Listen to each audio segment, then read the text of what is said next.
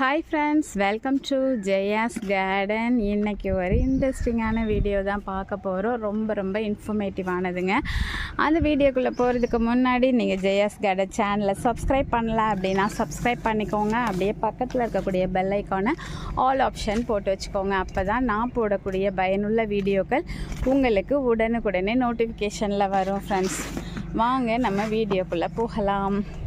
இன்றைக்கி நம்ம பார்க்க போகிறது என்ன அப்படின்னா, கள்ளி முளையா இதோட மருத்துவ பயன்கள்லாம் என்ன அப்படின்னு சொல்லி பார்க்க போகிறோம். இதை வளர்க்குறதுக்குள்ளே நான் பட்ட பாடு ஒரு சின்ன ஒரு இன்ச் அளவுக்கு தான் நமக்கு ஒரு கட்டிங்ஸ் 2 இன்ச் இருக்கும். அந்த அளவுக்கு ஒரு சிஸ்டர் ஷேர் பண்ணியிருந்தாங்க. அதை நான் வளர்க்குறதுக்கு டெய்லி தண்ணி ஊற்றினேங்க. டெய்லி தண்ணி ஊற்றின உடனே அது அழுகி போயிடுச்சுன்னு சொல்லி எப்போவுமே நான் தூரத்துக்கு போட மாட்டேங்க. எந்த இடம் வரைக்கும் அழுகி இருக்குதோ அந்த இடத்த கட் பண்ணிவிட்டு திருப்பியும் அது உள்ள நான் வச்சுட்டேன். அப்படி திருப்பியும் ஒரு தடவை அப்புறம் ஒரு நாள் விட்டு ஒரு நாள் தண்ணி ஊற்ற ஆரம்பித்தேன். அப்போவுமே அழுகுச்சு. அதுக்கப்புறம் அதை நல்லா காய போட்டுட்டேங்க. தொட்டி காயிற வரைக்கும் தண்ணி ஊற்றுறதை விட்டுட்டேங்க. அதுக்கப்புறம் துளிர் வந்தாங்க. அப்புறம் பார்த்தீங்க அப்படின்னா தண்ணி எப்போயாச்சும் தான் ஊற்றுவேன். தண்ணி நல்லா காஞ்சி போனால் தான் ஊற்றுவேன். ஆனால் தண்ணி அதிகமாக ஊற்றலை அப்படின்னா தான் அது நல்லா வருது. ஆனால் ரொம்ப தண்ணி ஊற்றாமல் இருந்தோன்னே கலர் சேஞ்ச் ஆகிடுச்சு. பச்சை கலர் சிவப்பு கலராக மாறிடுச்சு. ஸோ ரொம்ப கவனமாக வளர்க்கணும். ஒரு அரிய வகை மூலிகை கள்ளி முளையான். அந்த கள்ளி முளையானில் எவ்வளோ மருத்துவ பயன்கள் இருக்குது அப்படின்னு தெரிஞ்சால் தானே நம்ம அதை வளர்க்கணுங்கிற ஆர்வம் நமக்கு வரும். இது சும்மா ஒரு சின்ன கட்டிங்ஸ்லேயே வந்துருங்க. எந்த பராமரிப்பு, எந்த உரமோ தண்ணி கூட அதிகமாக ஊற்றாமல் வச்சு விட்டிங்கன்னா அழகாக வளரும். நான் ஒரு பெரிய பாட்டில் இப்போ இது நல்லா வளர்ந்ததுக்கப்புறமா பெரிய பாட்டுக்கு மாற்றி நிறைய அது வர்ற அளவுக்கு நம்ம அதை கொண்டு வரலான்னு முடிவு பண்ணியிருக்கேன். அது பக்க கண்கள் கூட நிறைய வரும்னு நினைக்கிறேன். ஆனால் நம்ம வீட்டில் இப்போதைக்கு பக்க கிளைகள் தான் வந்திருக்காங்க. ஸோ நிறைய வந்துடுச்சு அப்படின்னா அட்லீஸ்ட் வீக்லி ஒன்ஸ் ஆகுது அதை நம்ம சாப்பிடணும்னு முடிவு பண்ணியிருக்கேங்க. இந்த கள்ளி முளையான் பற்றி நீங்களும் தெரிஞ்சுக்கிட்டீங்க அப்படின்னா என்ன மாதிரி நீங்களும் ரொம்ப ஆர்வமாயிடுவீங்க. கள்ளி முளையானுக்கு கள்ளி முள்ளி, வாழை கற்றாழை அப்படிங்கிற பெயரெல்லாம் இருக்குது அப்படின்னு சொல்லி சொல்கிறாங்க. அப்புறம் இது சிறிய கள்ளி வகையை சார்ந்ததாங்க. இது காலையில் புளிக்குமா, மாலையில் கசக்குமாங்க. ஆனால் இதை சாப்பிட்டுட்டு தண்ணி குடித்தோன்னா இனிக்குமா. என்ன ஒரு அற்புதமான படைப்பு பாருங்கள். கடவுளோட படைப்பு, இயற்கையோட வரப்பிரசாதம் நமக்கு அப்படின்னு தான் சொல்லணும். 3 சுவை அதில் இருக்குது பாருங்களேன். கிட்டத்தட்ட நெல்லிக்காவை மாதிரியே தான். ஒரு துவர்ப்பு இருக்கும் பார்த்தீங்களா, அப்படி இருக்கும். அது சாப்பிட்டு தண்ணி குடித்தா நல்ல ஒரு இனிப்பு சுவை இருக்குமாங்க. இதுக்கு சர்க்கரை நோய், இப்போல்லாம் எங்கே பார்த்தாலும் வீட்டுக்கு 2 பேர் சர்க்கரை நோய் அப்படிங்கிற மாதிரி ஆயிடுச்சு. ஸோ அந்த சர்க்கரை நோய் எல்லாருக்கும் ஒரு பெரிய சவாலான விஷயமா இருக்குது.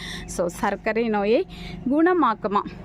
அதுக்கப்புறம் பசியின்மை இருக்கும். எனக்கு பசியே எடுக்கலைன்னு சில பேர் சொல்லி கேட்டிருப்போம். சாப்பிடவே பிடிக்கல, ஜீரணமாக மாட்டேங்குது, இந்த மாதிரியான பிரச்சனை இருக்கிறவங்களுக்கு இதை நம்ம எடுத்துக்கும் போது சும்மா கூட பறித்து சாப்பிட்லாம் அப்படி சொல்கிறாங்க. நம்மளை பொறுத்த வரைக்கும் எதையுமே சும்மா பறித்து சாப்பிட்றது பிடிக்க மாட்டேங்குதுங்க. சமைச்சு இப்போ நான் வெள்ளரிக்காய் இல்லை, அது என்ன கோவக்காய் கூட நிறைய பேர் சும்மா சாப்பிடலாம் அப்படின்னு சொல்லி சாப்பிடுவாங்க, பார்த்துருக்கேன். வெள்ளரி சுவை இருக்குது அப்படின்னு சொல்லியிருக்காங்க. நானும் சரின்னு சொல்லிட்டு அந்த கோவை எனக்கு சாப்பிட பிடிக்காது. ஆனால் இது இருக்குது பார்த்திங்களா, மலேசியன் கோவக்காய். அது வெள்ளரிக்காய் மாதிரியே அப்படி கடிக்கிறப்ப நறுக்குன்னு சுவை அது போல தான் இருக்கும். ஆனால் வெள்ளரிக்காயினுடைய அந்த ஒரு மனம் வேறு மாதிரி இருக்கும். அது நம்மளை சுண்டி இழுக்கும். பார்த்தாவே எச்சில் ஊரும் சாப்பிடணும்னு. பட் இதனுடைய அந்த மனம் எனக்கு பிடிக்கலைங்க. சமைச்சாதான் பிடிச்சிருக்கு. ஸோ அதனால் இவங்க எவ்வளோ தான் தொங்குனாலும் நான் சாப்பிட்றது இல்லைங்க. சரிங்களா, அவங்களுக்கு பிடிச்சதுன்னா சாப்பிட்லாம். அது மாதிரி தான் எனக்கு கள்ளி முளையான சும்மா சாப்பிட பிடிக்கல. ஸோ சமைச்சு தான் சாப்பிடணும்னு முடிவோடு இருக்கிறேன். அப்படி சாப்பிட்டோன்னா பசியை தூண்டும், சர்க்கரை நோயை கட்டுப்படுத்தும், அப்புறம் ஜீரணத்தை மேம்படுத்துங்க, உடல் எடையை குறைக்குமாங்க. வாரத்தில் 2-3 நாள் எடுத்துக்கிட்டோன்னா உடல் எடை குறையிறதுக்கு வாய்ப்புகள் அதிகம். தினமும் 2 துண்டு அதிகாலை வெறும் வயிற்றில் சாப்பிட்டுட்டே வந்தோம் அப்படின்னா, 2 துண்டுனா 1 இன்ச் அளவுக்கு 2 துண்டு அதை நீங்கள் சாப்பிட்டீங்கன்னா உடல் எடை குறையுமா. அப்போ நம்ம வீட்டில் நிறைய வளர்த்தா தான் அந்த மாதிரி நம்ம பண்ண முடியும். பட் நமக்கு உடல் எடை குறையிறதுக்கு வேண்டியதில்லை. நம்ம வந்து கரெக்டாக ஃபிட்டாக எப்போவுமே வந்து இருப்போங்க. நமக்கு வெயிட்ஸ் வந்து லைட்டாக கூடுற மாதிரி ஒரு ஃபீல் வந்துச்சு அப்படின்னா உடனே நான் வெயிட் பார்த்துட்டு டக்குன்னு 1 வீக்கில் குறைச்சிடுவேங்க. அது அப்படியே பழகிடுச்சு. ஏன்னா நம்ம மேரேஜ் ஆனதுக்கப்புறமா குழந்தைங்கள்லாம் பிறந்தால் நம்ம நிறைய ஃபீட் பண்ணும்போது நம்மளுடைய எடை கூடும் இல்லையா. அப்போ பார்த்தீங்கன்னா என்னுடைய எடை வந்து 20-25 கிலோ கூடி இருந்துச்சுங்க. ஸோ எல்லோரும் என்னை பார்க்குறப்ப என்ன சொல்கிறது, 2 பேரை என்னோட கம்பேர் பண்ணுவாங்க. அதாவது நான் வந்து சாரீ கட்டினா ஜெயலலிதா அம்மா மாதிரி இருக்கிறேன் அப்படின்னு சொல்லுவாங்க. 2வது சுடிதார் போட்டேன்னா குஷ்பு மேடம் மாதிரி இருக்கிறேன் அப்படின்னு சொல்லி என்னை கிண்டல் பண்ணுறது வழக்கம். ஃபேஸுமே வந்து ரவுண்டாக மாறிடும் இப்போ இருக்கிற மாதிரி. ஸோ அவங்கள பார்த்த மாதிரியே இருக்குது அப்படின்னு சொல்லுவாங்க. அதனால் நம்ம வந்து சரி நம்ம வெயிட் கம்மி பண்ணலாம் அப்படின்னு சொல்லிட்டு நம்ம ஒரே ஒரு ஆயுதம் என்ன அப்படின்னாக்க சிறுதானியங்கள் தாங்க. சிறுதானியங்கள் சாப்பிட்டா கடன்னு வெயிட் குறையும். இப்போவுமே வந்து நான் ஒரு 52 இருந்தேங்க. இப்போ ஒரு 1 வீக்காக ஸ்கூல் திறந்ததுக்கப்புறம் தான் போய் எடை பார்க்குறேன் 55 இருக்குது. பயங்கர ஷாக்கு. என்னடா இது 3 kg கிட்ட கூடிடுச்சு அப்படின்னு சொல்லிட்டு. ஆனால் எனக்கு பார்த்தா கொஞ்சம் வித்தியாசம் தெரிஞ்சுது. சரி கம்மி பண்ணலான்னு சொல்லிட்டு இப்போ 1 வீக் ஆச்சுங்க. இந்த 1 வீக்கில் ஒரு 7 நாள் இல்லை, ஒரு 10 டேஸ்க்கு மேலே ஆகிடுச்சு. ஒரு 10 டேஸாகவே நம்ம வந்து ரைஸே எடுத்துக்கிறது இல்லைங்க. அந்த 10 டேஸில் ஒரு 2 டேஸ் மட்டும் ரைஸு திடீர்னு ஆசையாக இருக்கும் தெரியுமா, ரைஸ் சாப்பிட மாட்டோமா அப்படின்னு இருக்கும். அந்த ஆசையில் ஒரு நாள் இட்லியும் ஒரு நாள் வந்து சாதமும் சாப்பிட்டுக்கிட்டேன். மற்ற நாள் ஃபுல்லாக ஒன்று சிறுதானியங்கள், அப்புறம் கோதுமை, அதுக்கப்புறம் கேப்பை, இந்த மாதிரி தான் நான் எடுத்துக்கிட்டேங்க 2-3 நேரமுமே. ஸோ அது வந்து அப்படி கடன்னு இன்னும் வந்து என்னுடைய வெயிட் லாஸ் ஆகலை. ஆனால் என்னுடைய பார்க்குறப்ப வெளி தோற்றத்தில் எனக்கு நிறைய வித்தியாசம் தெரியுது. இன்னும் ஒரு 10 டேஸ் ஆச்சுன்னா எடையுமே குறைஞ்சிருங்கிற நம்பிக்கை இருக்குதுங்க. ஓகே, நீங்களும் இந்த மாதிரி ட்ரை பண்ணி பார்த்துட்டு உங்களுக்கு எடை குறையுது அப்படின்னா கண்டிப்பாக எனக்கு சொல்லுங்கள். எடை குறைக்கிறது ரொம்ப கஷ்டம் அப்படின்லாம் நிறைய பேர் பேசுவாங்க. ஸோ அவங்களுக்கான ஒரு டிப்ஸாக கூட நீங்கள் எடுத்துக்கலாம். சரி, நம்ம விஷயத்துக்கு வரலாங்க. இது வந்து உமிழ்நீரை பெருக்கி நாவின் சுவை உணர்வை மேம்படுத்துமா. சில பேர் எனக்கு டேஸ்ட்டே தெரிலன்னு சொல்லுவாங்கள்ல, அவங்களுக்கெல்லாம் இது ரொம்பவே ஹெல்ப் ஆகுங்க. இதில் 2 வகை இருக்குதுன்னு சொல்கிறாங்க. பசுமாட்டு கள்ளிமுளையான், எருமை மாட்டு கள்ளிமுளையான் அப்படின்னு சொல்லி இருக்குதுன்னு சொல்கிறாங்கங்க. பசுமாட்டு கள்ளிமுளையான் அப்படிங்கிறது தான் நம்ம வீட்டில் இருக்கிறது. ஸோ அது என்ன வித்தியாசம்னு காமிக்கிறேன். ஆனால் எருமை மாட்டு கள்ளிமுளையான் நம்ம வீட்டில் இல்லைங்க. அதாவதுங்க இந்த பகுதி வந்து ரொம்ப ஷார்ப்பாக வருது பார்த்திங்களா.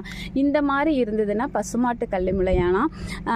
மேல் பகுதி மேலேருந்து கீழே வரைக்கும் கீழேருந்து மேலே வரைக்கும் ஒரே தடிமண்ணில் இருந்துச்சு. அது வந்து எருமை மாட்டு கள்ளிமுளையான் அப்படின்னு சொல்கிறாங்க. எருமை மாட்டு கள்ளிமுளையானில் கசப்பு தன்மை குறைவாக இருக்குமாங்க. இதை நான் தெரிஞ்சதுக்கப்புறமா எனக்கு அந்த எருமை மாட்டு கள்ளிமுளையான் வளர்க்கணுன்னு ஆசையாக போயிடுச்சுங்க எனக்கு. ஏன்னா பசுமாட்டு கள்ளிமுளையானில் கசப்பு தன்மை அதிகமாக இருக்குமா. ஆனாலும் நம்ம துவையல் அரைச்சி தான் சாப்பிட போகிறோம். கசப்பு இப்போ நம்ம மணத்தக்காளி கீரையெல்லாம் கசந்தாலும் நம்ம துவையல் அரைச்சி சாப்பிடும்போது அந்த கசப்பு சுவை பிடிக்க தான் செய்யும். சரி, இருந்தாலும் ஒரு ஆசை. ஓகேங்க, அடுத்தது இதை பற்றி இன்னும் என்ன சொல்லலாம் அப்படின்னாக்க, இதை வந்து ரொம்ப கவனமாக நீங்கள் வளர்க்கணும். கண்டிப்பாக இதை வளர்க்கணும் அப்படிங்கிறத சொல்கிறதுக்காக தான் இந்த மருத்துவ பயன்கள்லாம் பற்றி நான் பதிவு போடணும்னு முடிவு பண்ணினேன். ஸோ கள்ளிமுளையான் பற்றி ஓரளவுக்கு உங்களுக்கு நான் வந்து தெளிவுபடுத்தியிருக்கேன் நம்புகிறேன். இன்னும் நிறைய மருத்துவ பயன்கள் இதில் இருக்குது. ஆனாலும் இந்த அளவுக்கு தெரிஞ்சாவே நீங்கள் வளர்க்க ஆரம்பிச்சிடுவீங்க இல்லையா. ஸோ உங்களை மோட்டிவேட் பண்ணுறதுக்காக தான் இந்த பதிவு. ஓகே, இந்த வீடியோ உங்களுக்கு பிடிச்சிருந்தது அப்படின்னா கண்டிப்பாக ஃப்ரெண்ட்ஸ் அண்ட் ரிலேட்டிவ்க்கு ஷேர் பண்ணி மறக்காமல் சேனலை சப்ஸ்கிரைப் பண்ணுங்கள். அப்படியே எனக்கு ஒரு கமெண்ட் போட்டு விடுங்க. அப்போ தான் எனக்கும் அடுத்தடுத்து வீடியோக்கள் போடுறதுக்கும் இன்னும் நல்லா நம்ம சக்ஸஸ்ஃபுல்லாக மாடி தோட்டம் வைக்கிறதுக்கும் மோட்டிவேட் பண்ண மாதிரி இருக்கும். ஏன்னா ஒரு சின்ன தூண்டுதல் மட்டும்தாங்க ஒரு மனுஷனை மேலே கொண்டு வரும். அதை நீங்கள் செய்வீங்கன்னு நம்புகிறேன். ஓகே ஃப்ரெண்ட்ஸ், இந்த வீடியோ உங்களுக்கு பிடிச்சிருந்ததுன்னா லைக் பண்ணுங்கள், ஷேர் பண்ணுங்கள், கமெண்ட் பண்ணுங்கள், மறக்காமல் சப்ஸ்கிரைப் பண்ணி தொடர்ந்து உங்களோட சப்போர்ட்டை கொடுத்துக்கிட்டே இருங்க. Okay, bye. Bye. Happy gardening. Take care. Bye bye. See you.